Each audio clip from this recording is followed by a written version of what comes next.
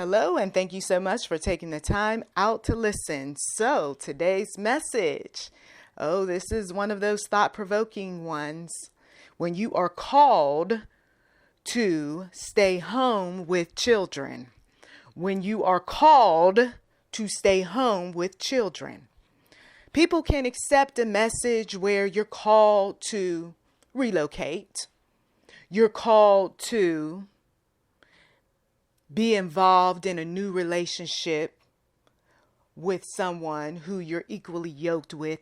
They can accept a message where you are called to take on a job where you're making more money. But there are those who cannot receive a message where you're called to stay home and take care of your own children by any means necessary, as long as it's ethical, moral, and all of that good stuff. And some will push back and have an attitude. Oh, excuse me, but you brought those children into the world. You believe that God called you to motherhood, or maybe not. Yeah, that's the problem, you see. That's the problem, because there are many who they know God did not even call them to motherhood. They called themselves to motherhood by laying in the bed, doing some things unprotected, and voila, we all became moms. You see, when you know that you haven't been called to do something, the road is a little harder to walk, to tread. The riding on the bus with the crew. Oh, we're hitting those potholes now, aren't we? I told you we're on a journey here. And some of you all got off the bus a long time ago with me, years ago. Others, you still riding. Oh, Lord, I'm riding this girl. Woo, she got a lot to say. So you got members in your family, whether it's a daughter, a niece, a cousin, a sister, or maybe even yourself, depending on where you are in life, called, oh my, to be at home with children. Those that were called that didn't have a man were still called and figured it out. I got to be here for mine. So I'm going to have a daycare in my house. And so that particular individual who told me that years ago ended up doing that because her child was special needs. She had to do what she had to do. She was called to not only bring that child into the world. Oh, yes. Because see, she did have options. But God intervened. Some of you all know what I'm talking about. God intervened. And so the same God who told her, you will bring that child into the world, was the same God who made a way for her to stay at home and take care of her responsibility. At some point, I am so hoping that we can get her on this channel to tell her story.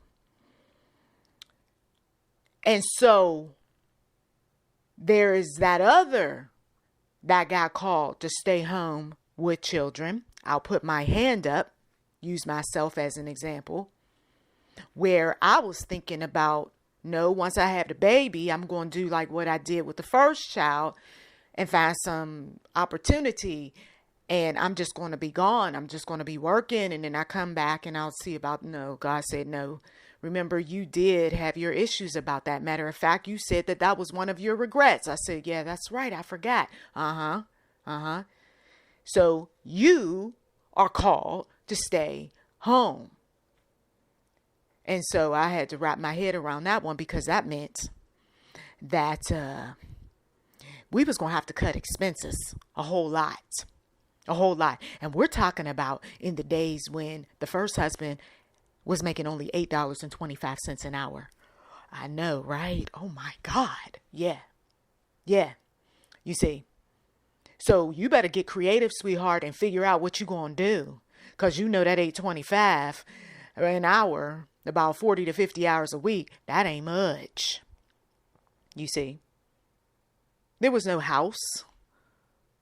At that particular time, what are you talking about? A house. Oh, the mortgage would have been less. No, it wasn't. See, it was all about credit too, you see. So no. And down payment. No, nobody had no 20%. You see? So we're going to find apartment housing. Yes. 2-bedroom apartment in one of those complexes where there's a lot of people and where there is a special going on, and we're going to make something happen.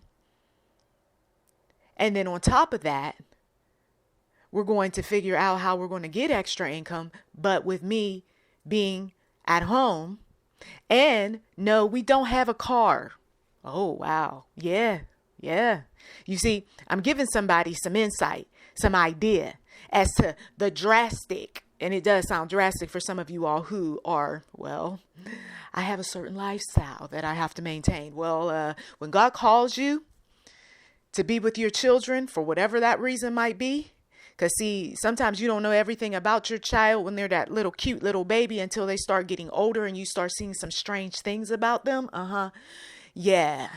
Now, not only do you have a child that you're staying at home with, but you're finding out that this child has their share of disabilities.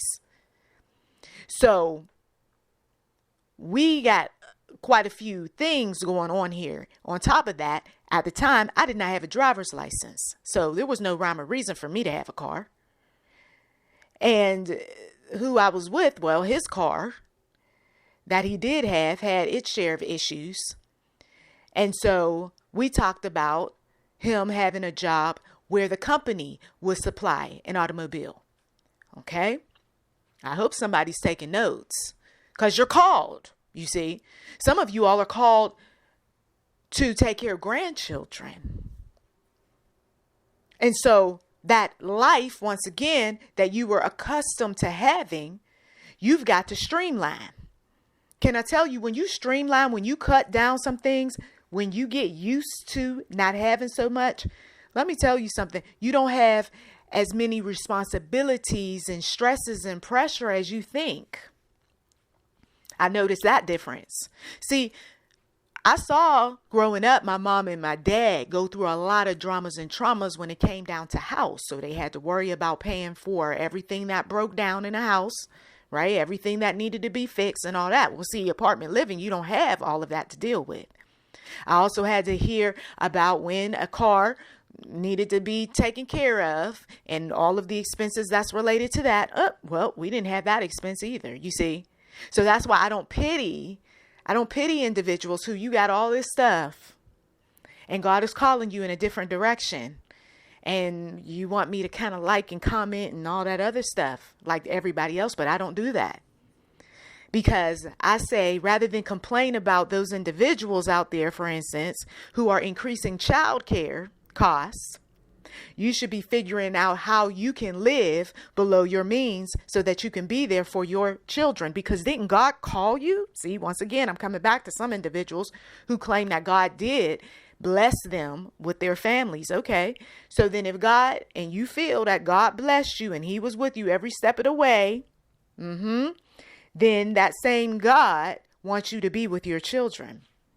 Oh, this is radical. Ooh, this is just, this is offensive. No, it's not. You brought the children into the world. It's your responsibility.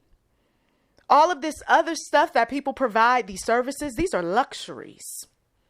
Let's think about back in the day where grandmothers and great-grandmothers and great-greats and all of that, they did not have child care.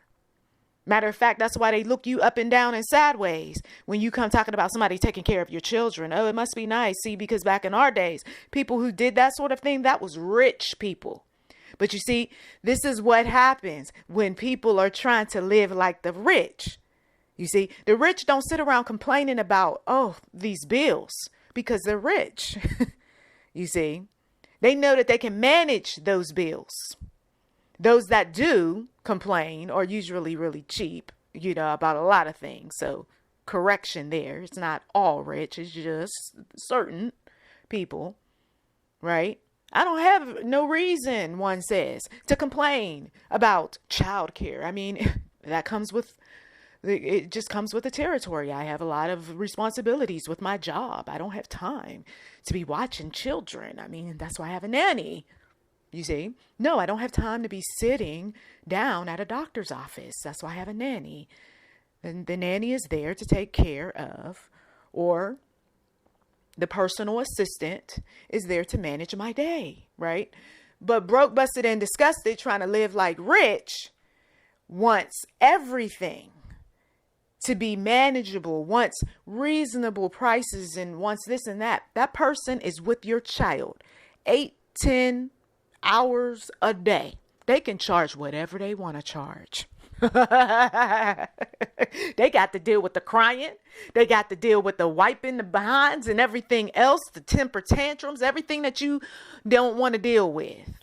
Some of you all, you know, grandparents, you told your sons, you told your daughters, listen, we up in the price over here. I mean, that's your grandchild. You shouldn't even be charging any money. That doesn't make any sense. I remember some people came through, talk about my mom. That's how she is. And I don't think it's right. You don't think what's right? It's work, you see. But you wouldn't appreciate that. Or you would, I should say, you would appreciate that more so. And appreciate giving her any kind of money if you were with your child. Like some of us were with our children. Day in and day out. While the husband is gone 10 and 12 hours, and you're just, okay, now for the next activity. Okay, now for the next diaper change. Okay, now for the next calming them down because, oh, you were a little off in terms of when you got that meal to them, or you spent too much time over at the park. Now they want to live at the park. They're freaking out. People are looking around, wondering, is that child getting abused because they're screaming and yelling so much? You were at the grocery store a little too long. Now there's the whimpering and the whining and the whatever. And oh, now there's the poopy diaper. Come on. All of that costs. All of it costs. And so when you're not used to or accustomed to, and God comes along and says, I need you to stay at home. Oh, no. It was enough that I had to bring the baby into the world because I felt convicted by my sexual immorality. Oh, yes, we come back to that. How soon do we forget? The reason why it's so hard for some to receive some of these messages once again is because sin is involved and God convicts one on sin. The consequences of sin, even down to complaining about the child care costs, complaining about how much the personal assistant is charging. Complain. What if God complained about all of your sin? Just complained.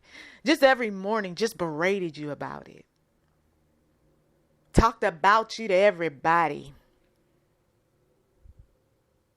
It feels like that though. Coming from the self-righteous one, right? The judgmental one. Yeah. We could call whatever names we want to call, but at the end of the day, sin is sin. And the consequences of that, it costs a lot. That's why God says, once again, I don't want you to get involved. I don't want you to connect with. I don't want you dealing with. See, I'm predicting some individuals' future. See, you don't have the children yet, but you keep on playing and rolling around in those covers with someone, and you're going to have some children. Whether you birth them, whether you and a partner decide we're going to adopt. Okay? And then you realize this is too much. And then when a partner or a husband or a wife or a boyfriend or a girlfriend decide that they don't want to be a part of this, then somebody's mad because we're in this together. No, I was in it with you when everything was fun, when it was good. But now you talk about childcare. You talking about babies vomiting and babies pooping and babies getting into stuff and babies hollering and babies. I mean, they cute and everything, but I can't deal with all of what comes with that. So let's figure out an arrangement where I only deal with this part-time. So here comes separation, divorce, breakups, whatever. You see? Because, I mean, there's this, dealing with your personality on top of the dealing with the babies. I mean, I dealt with that portion until you got pregnant. Oh, that's some man talking. I hear him in the spiritual realm. You see.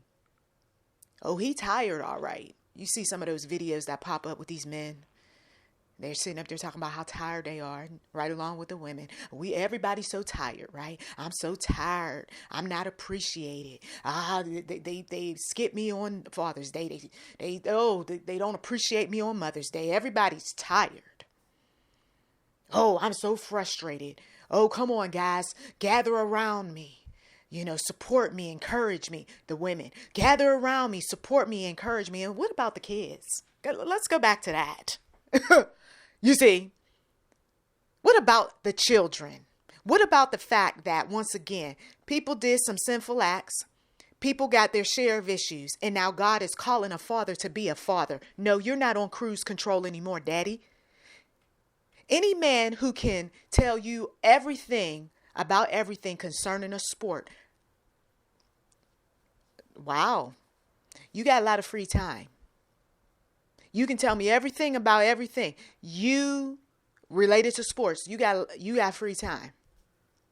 I don't know who or what is making you tired, but it sounds like you got some relaxation time. Okay? So guess what? You want to roll around, right? You want to have a good old time in the bed. Oh, yeah. But there's going to be a baby that shows up. I'm speaking somebody's truth. Now, for the man who he's already there, already got baby 1, baby 2, baby 3, baby 4. And he's so tired. Yeah, I get it. And you don't have time to be rattling off stats related to sports. No. Because you too busy pulling out that calculator and trying to divvy up how much money you can give this one and that one to take care of your offspring. That's a responsible man. That's a man who's owning up. That's a man who, yep, I made my bed a long time ago. And now I'm paying a price. And some individuals are paying a price behind bars. Could have worked something out. Could have done the right thing, but chose not to. Then you got some women who, they can't handle any of it either. Oh, they so tired. And so they resort to drugs, alcohol, or they resort to trying to find that man who's going to be like Jesus to them. But can I tell you, you're not going to find them. You're not going to find them. When you've already committed all sorts of sinful acts, and then you continue to do all sorts of sinful things to try to make something work for you, make something happen, you end up finding out too that your children will end up doing the same thing later on in life. At some point, somebody got to be there to be a good example. And no, we don't need another so-called father figure. I'm speaking for the children. We don't need another so-called father figure, mommy. We need you to stop being with all these different men. We need you to stop rolling around in the bed and making noises and saying that what we heard isn't what we heard and what we saw isn't what we saw, because you already manipulating us in so many different ways. Hey, mommy, I need you to look at what we need in our closet, in our drawers. Take a look at some of those emails that come from the school, because the teacher, I notice she's asking you to contribute or to do something. And I'm tired of being the one in the classroom coming up short. I just don't have what I need because you're too busy trying to find the next so-called father figure. You see, when you could have put that effort into building up a business, mom. And I mean, I got enough experience and know-how when it comes to social media that I could help market. Come on. Oh, I'm coming close to somebody. I mean, I might be only 8. I might be only 10. I might be only 15 plus. But I mean, we could make something happen without you having to put in so many hours. There's new ways of making money. Matter of fact, there's multi-stream incomes. I sit here, I watch YouTube videos, mommy. I'm taking on somebody's child right now. Some of you all, when you're talking to that wayward son, that wayward daughter, sometimes you've got to talk to them like you are that child. I did something like this talking to a relative. I said, fast forward. No, she cannot speak for herself right now. But if she is my age, what kind of conversation you think you going to have later on? You see why God is calling some people to stay at home? Because somebody prayed, I want to break generational cycles. You want to break generational cycles? Well, it starts with, where was your mother when you were younger? We stepping on toes. Where was your grandmother when you were younger? Did your great grandmother even make it to 40, 50, 60 plus? Do you see any patterns with regard to relationships? Do you see any patterns with regard to the personality and why these relationships don't work? I know the pickings are slim. That's what they're telling me. The singles that I talk to, the pickings out here are slim. And that's all the more reason why I need to make sure that I'm putting a good example before my child. So somebody gets called to be with a child more. Maybe not like the traditional stay home mother or at home mother, but you're called to spend more hours on the home front because somebody else who is a negative influence, who is building another generation of cycles that are dysfunctional and unhealthy. I don't want this. I don't want this for my child. I'm tired of my child telling me some things that the grandmother or the great grandmother or the auntie or the uncle or my daughter is doing or saying. I think I'm going to be the one that ends up being at home because I know my daughter is not good when it comes to children. Okay, so you do what you have to do because I see that in the spiritual realm. We got the fast tail. Back in the day, we used to say this about some of these females as well as some of the guys. We called them all sorts of names too. We see a lot of the fast, move fast, do fast. Everything is so fast. And people are irresponsible. And so when you see the same old story playing out, you break the cycle by saying, Lord, call on me. Lord, before I see another generation fall by the wayside because parents are so busy, so caught up in the streets or doing whatever to whoever, I'm going to be there for mine. Do we have any volunteers? You see? Something that I didn't know. I didn't know that everything was going to turn into something difficult, upsetting, stressful, all because I decided to sign my name on an employment document that was going to take me away from my family more so. A lot of the abuses that take place is because parents are so busy doing other things. So the pedo, some individuals figured that out a long time ago, gets access to a child. Where was so-and-so when this happened? She was at work. Where was John Doe? He had left that family a long time ago for some other woman. So who was watching the child? Well, it was the after school program that ended up being a scary place for someone.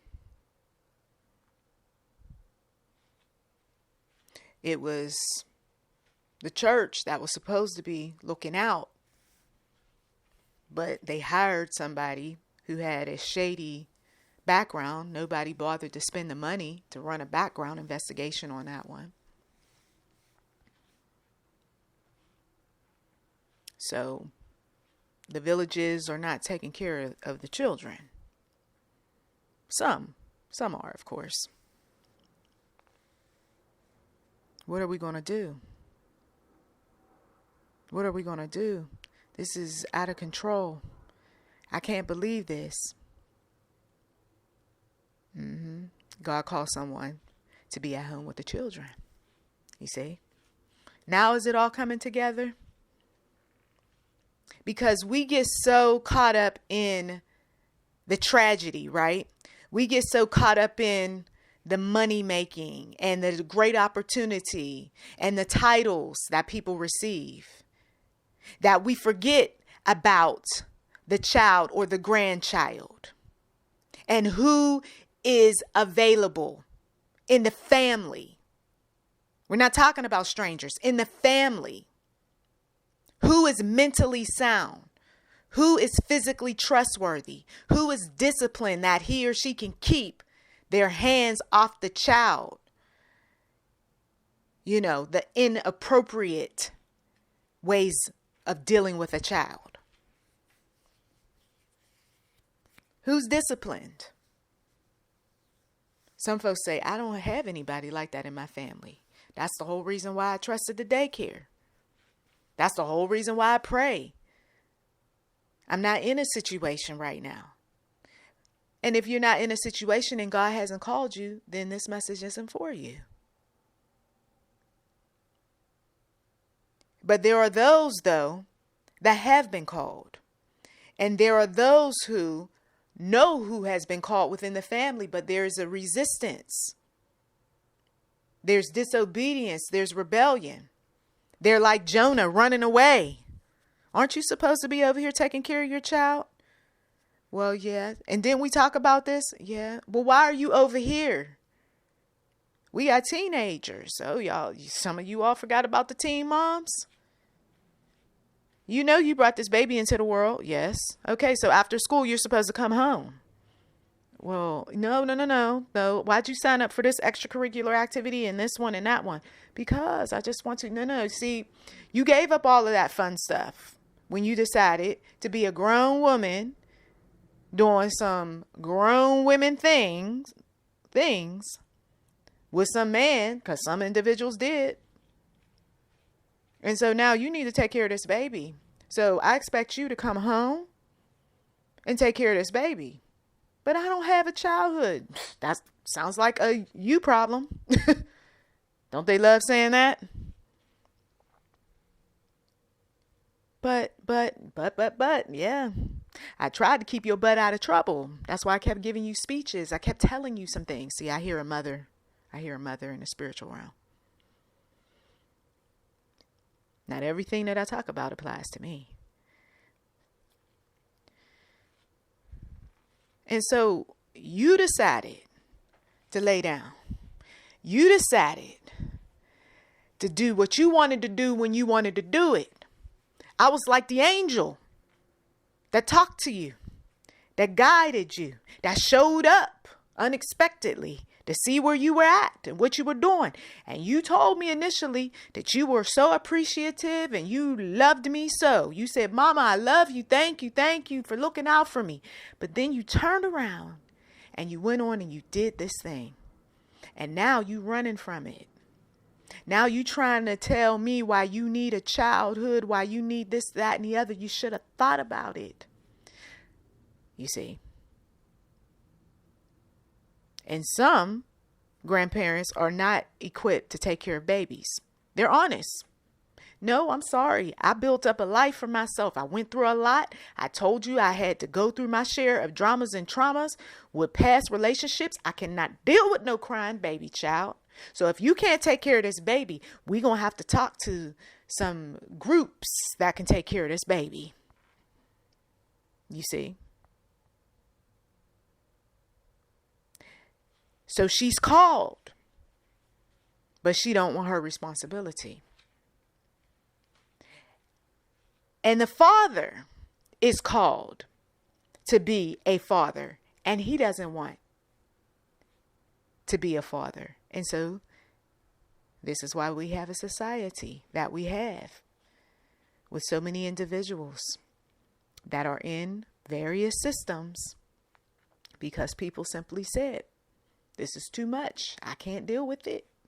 And others who, they tried, Lord knows they tried, but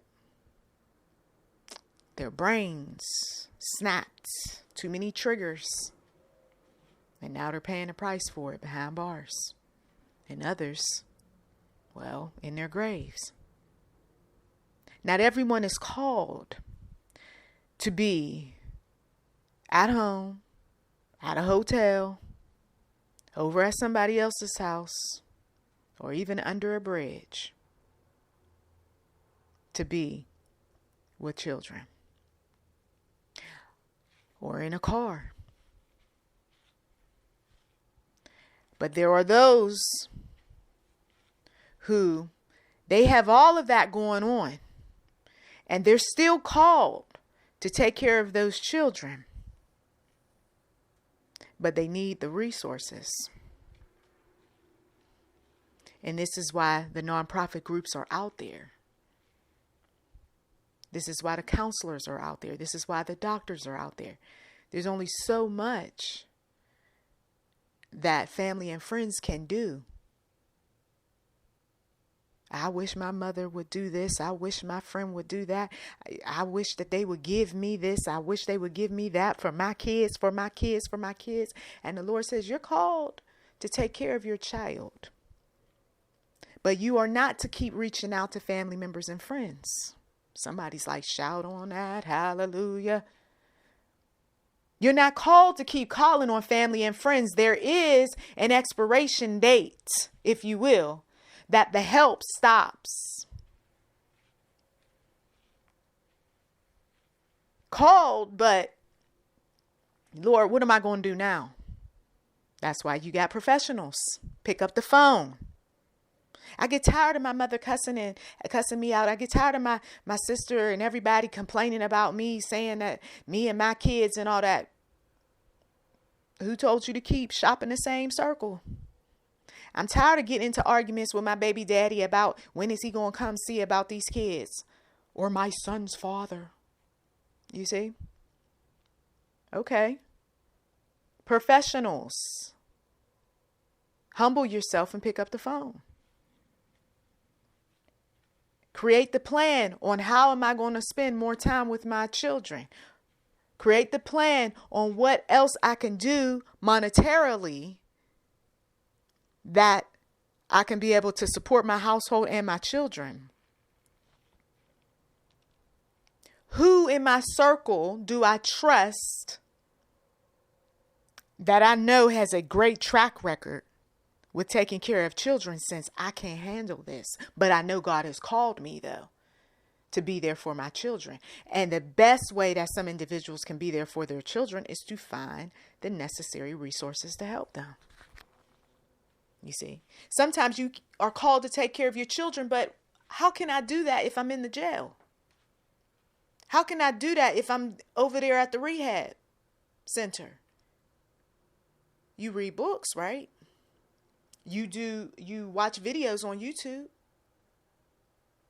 You might know what your child's needs are. So then you provide some information to those who are caring for your children. By the way, I came across this new breakthrough, this medical breakthrough. I don't know if anybody ever considered this for my child who's disabled. And I would love to see them doing much better when I get out of here. So who do I need to talk to? Or what should I share with the grandmother, or with my sister, or with whoever who's watching my child? You see? Some of you all, you made it. You made it through when the children were little, toddlers, right? Tweens, teens, all of that good stuff. But what happens when something goes on? That child is an adult. Your son or daughter is an adult, but then something tragic happens where they're functioning like a child now, or they're doing things that remind you of children, you see? And you're the only one to take care of them. And God says, I need you to be there for your son. I need you to be there for your daughter. This late in life, my child is 30 some years old. That happened. I talked to a woman in person. That happened. She raised her child, did the best that she possibly could. The child had gotten her MA from a university here in the South. And then she snapped. And the mother was called to go back to a house. Yes, the woman ended up getting a house to go back to a house to care for her child. Some of you all, you never know that day. My adult son or daughter, that's right. You see, sometimes they come back home and they got the scars of the world on them. And you got to be the one to build them up again, to nurture them, to protect them, to come up with a plan to help them become a success. Sometimes they're stuck with you. My grandmother on my father's side ended up having one of her children back in the house. He was 30 some years old, never left the house. After that, after the divorce and everything else, went back home and never left that house again.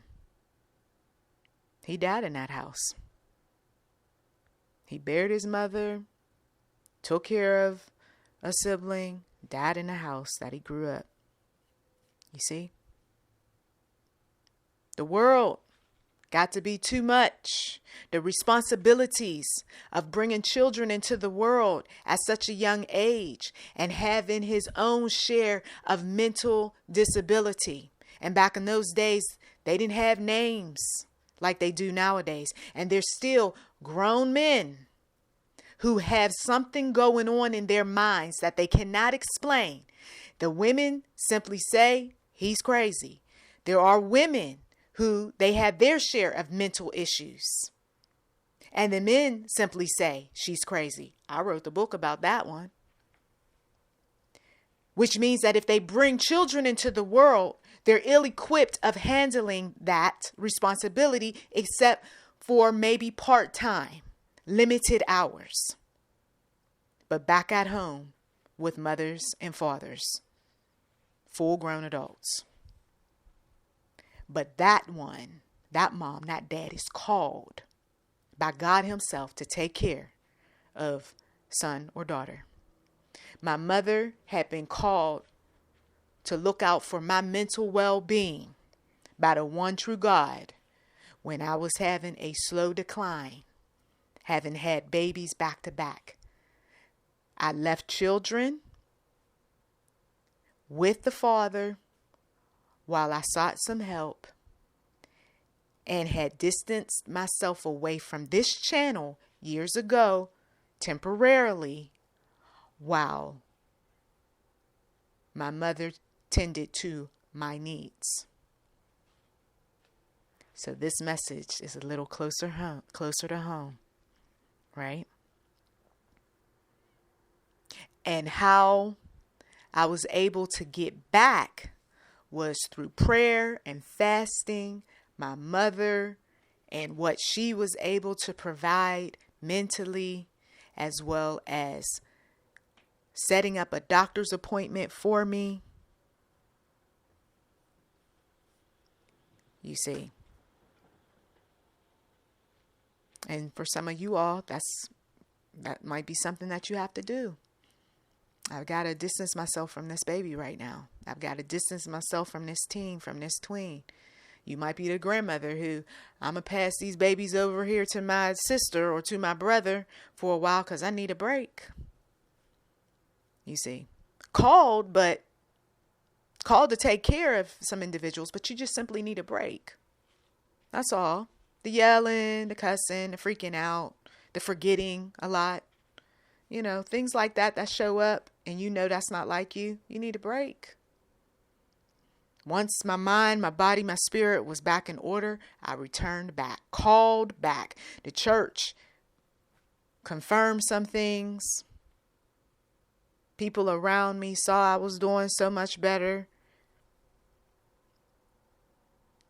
Those individuals who felt that it was safe for me to go back, I went back and stayed with the children. And now those children who at the time when I left for some months, wasn't real long, they were at the time, it was a few times that I needed to get away from them. And it was less than a year each time. And then by the third time, I was good to go. And now those children, at the time of this recording, are 16 and 17 years old. You see? So, I thank those of you all who have taken the time out to listen to this audio message. Blessings to you. Please do check the description box for anything that is of interest. I wrote the blog as well as contributed over the years various helpful information. whenmotherscry.blogspot.com. Do check that out. And may God be with you. Let's take this moment to pray. May God be with you in your quest to do better with your children, to answer the call like never before. We pray these things, that you will have the patience, will come up with the creative ways to save money, spend money, invest money, so that you can take care of your children. I pray that the Lord will order your steps. Those of you all who cannot take care of children, but you know people who can, that He will order your steps to the necessary help to get that done. I pray that the angels of protection encamp all around your children and those who unfortunately were harmed. I pray, Lord, that those individuals will be healed in mind, body, and spirit. I'm asking these things in Jesus' name. And I'm asking for continuous healing for the one who feels broken. The relationship broken. Financially broke. Parentally exhausted. Just so much going on. Stressed out about work. I pray, Lord, that you will bring about peace of mind for this individual and a plan to alleviate these stresses that she's experiencing. I ask these things in Jesus' name. Be with the fathers that want to be in their children's lives. And I pray that the Lord will make a way for you to work things out with the mother. Because I know some moms, they think they're superheroes and they're trying to take on everything. But now that you are showing interest and wanting to be there for yours, I pray that you all will reach a compromise. May the Lord order your steps to necessary resources as well. I thank you once again for listening. To God be the glory. Blessings to you.